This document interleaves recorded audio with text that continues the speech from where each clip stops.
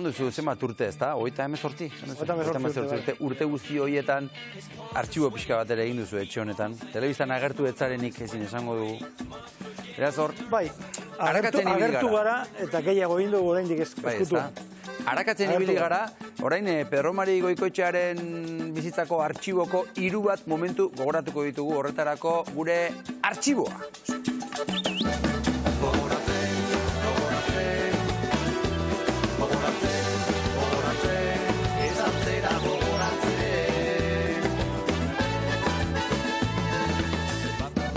Adinak, 1994 eta 2014.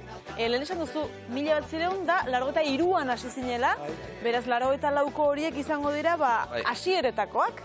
Hasiera xamarra. Zertan zen biltan zu orduan, Pedro Mari? 94an,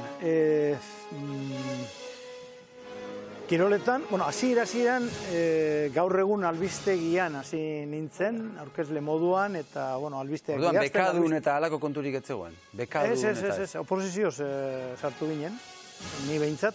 Beste batzuk egon ziren aurrez, aukeratuta, guztira teknikari eta kasetari eta den artean, uste 80 bat lagun joan zirela Hamburgora ikastaroak egitera, eta bar. Da gero, hoiek itzuli eta ETV martxan jarri zenean, ja, oposizioak egiten hasi ziren, eta horietako baten sartu nintzen ni. Zu Hamburgon etzinen izan? Ez. Hamburgora beste batzuk joan ziren, Amatiño, Korola Sarte, Estepan Aldamiz... Iñaki Elortza behar bada? Iñaki Elortza behar bada? Iñaki Elortza ez dakit, telebistan ez da egon sekula, eta nik telebistako ezagutzen ditut Hamburgon egon zirenak, baina ez dut uste Iñaki Elortza. Begira, guk topatu ditugu 1994ko irudiak, kirolez kirolekoak, ustez, zure lehen da biziko kirolez kirolek. Ustez, begira.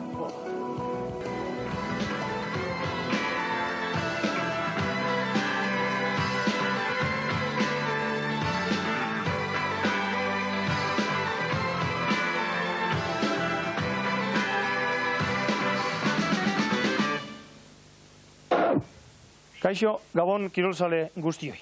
Ligako kopa txapelketa aurrera doa maila desberdinetan. Lehen mailan ez dugu euskal talderik, beste maila batzuetan bai, baina lehen mailako euskal taldeak oporretan daude, beraientzat aurtengo denboraldia honezkero amaitu delako.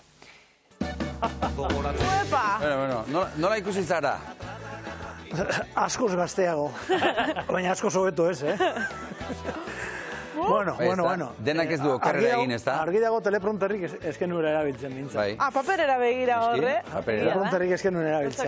Ni behintzatez, albistegitan da erabiltzen zen.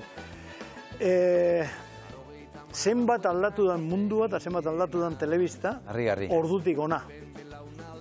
Esate bat rago, 94a, zan hori. Ordurako ja liga eta bukatuta zegoen esan dudanetik. Azken aurreko, liga hortako azken aurreko partidua Atletikek Valentzian jokatu zuen. Atletik txapeldun gelditu zen, gero. Partidu hartako irudiak aerotasi bidez ekarri behar izan genituen. Valentziatik. Aerotaxia? Bai. Abantaila bat zegoen orduan, partidu guztiak ordu berean jokatzen zirela.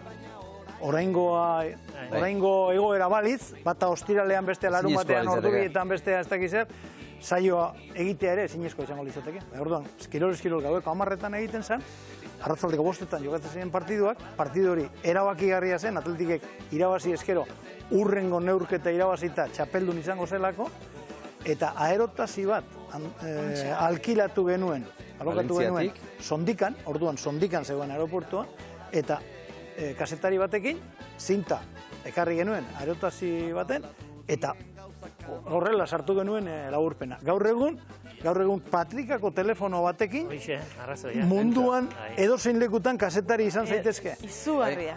Baina, klaro, gaur egungo gazte batzuei, zuek tarteko, oso gaztea zaretelako nirekin konparatuta, esplikatzen diezuen, ez, internetik gabeko munduan bizi ginen, telefonorik ez zegoen, Patrikako telefonorik,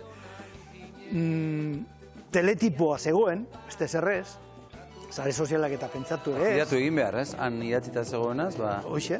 Baina nik uste dut ona dela bi egoerak ezagutu dituzula. Lehengo nola zen, ze zaila zen, atzen kortina bat ikusten zen, oso polita zen. Eta guain nola den, nola aurreratu dian gauzak. Ez dauka inolako zer ikusirik, ez zegoen internetik, ez ezer, orduan teletipoan, teletipoko horria mosten zenuen albistea, eta batzutan komentatzen zenuen, erderatik itzulita, zuzenean, beste mundu bat, gaur egungo gazteek ulertu ere egiten ez duten beste mundu bat. Noski. Aizu, Pedro Marizu, klub edo elkarte bereziren bateko bazkide bazara? Ez. Izan naiz sorreratik Euskadi Fundazioan, Txirrindularitzako Fundazioaren kide, baina bestela... Bestela ez? Ez. Ez da gainera ez zait iruditzen izan behar dudanik. Kazetari batek ezin du kolorerik izan. Barruti pai, baina bere lanean ez. Ez dut ulertzen, zu kirol kazetaria bazara, Realeko, Atletikeko, Osasunako edo beste edozein taldetako bazkide izatea. Ez dut ulertzen.